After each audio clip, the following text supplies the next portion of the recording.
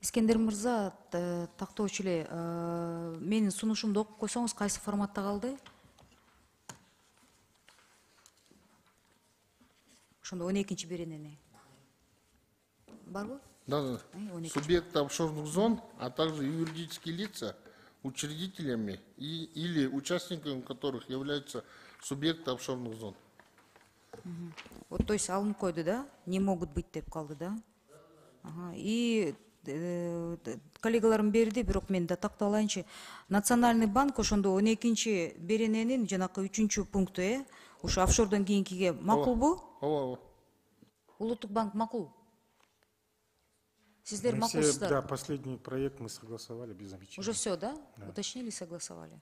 Все, анда мегакомду алам деген бирок оюңар жок. Жоқ, бұл жерде Эльмир жылғы. Жок. Жалпысынан суроо берип атам улуттук банкка. Бир келгенден кийин ошону тактап. Бул мегаком боюнча Нет, сиздер нет, у нас же там каршы. сказать, что только там, где у нас доля имеется. То есть это Всё, те предприятия, ну, как банк сейчас, например, Эртең другие өкмөт дочки. мегакомду ал десеңер сиздер Нет, каршы только болосуздар. там, где мы можем, где у нас уже имеется капитал. Только там мы можем выкупать. И если это соответствует тем целям, задачам, которые определены перед Национальным банком. Хорошо, Искендер Мырза, дагы, ну так, в общем, если управлениеге, доверительный управлениеге алып аткан, иштетем деген компания банкрот болуп калса эмне болот? Ал өзүнүн капиталы боюнча эле банкрот болот да. То есть рисктер, андай Да, рисктерди. анткени имущество, мүлк мамлекеттин артында эле кала берет. Ал өзүнүн баягы вклад кылган инвестицияларын эле эметип калат. Танияр Мырза жооп берип коесузбу? Bir misal keltirsеңер просто так. Misal keltirip түшүндүрсөңүз ошондо түшүнүктүү болот. Данияр Жолдошев, сизден сурады, сиз жооп берип коесузбу деп.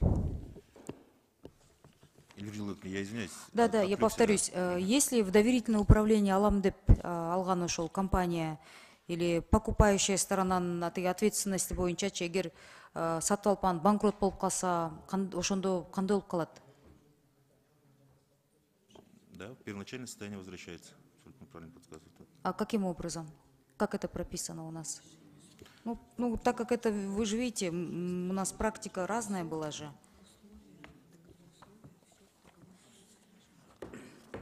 Илья Желудовна, в рамках гражданско-правовых отношений все споры будут в судебном порядке решаться. Это первое. Потому что другого механизма гражданских взаимоотношений у нас не существует, кроме как в рамках гражданско-правовых кодекса. Да? И, соответственно, в договоре о купле-продаже... То есть вариант, если купил, обанкротился, мы пока еще не продумали, да? Почему нет? Они прописаны. В одностороннем порядке будет предусмотрен механизм расторжения. То есть по имуществу, для того, чтобы оно не ушло, здесь же речь идет о том, чтобы из государственной собственности не перешел актив в рамках каких-то неправомерных действий или заблаговременно спланированных действий. То есть по имуществу всегда, когда передается, по нему накладывается ограничение в рамках правовых договорных отношений. Соответственно, по решению, когда только будет приходить к тому, что предбанкротное или банкротное состояние, то в рамках этого имущественный комплекс в одностороннем порядке будет отозван. Это право во всех у нас договорах, и в принципе это есть. И Жогорку кеңеш не утверждает только в случае, когда в доверительное управление передается. Через нас это не проходит, да? Да, потому что это в рамках всего госсобственности. Марлен Мырза берген суроо ошону Да, такталган, да? Эльвира Желудовна, мы о чем говорим? Законопроект говорит о том, что отчуждение в рамках госсобственности, госимущества в целом, не нужно, необходимо. То есть это не, как бы в программу приватизации он не входит. Он не выходит за государственную собственность. Он остается в государственной собственности, при этом увеличивает актив любого другого имущества. Да? Соответственно, это в балансовой стоимости это все остается. Давайте Например, в балансе есть 10 предприятий, их стоимость 10 сомов.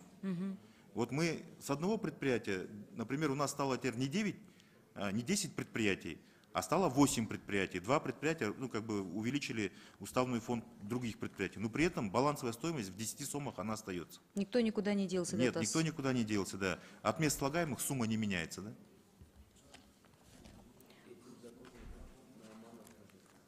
Ну, я пример приведу. Вот, например, сейчас созданная Кыргыз-индустрия, фонд туризма.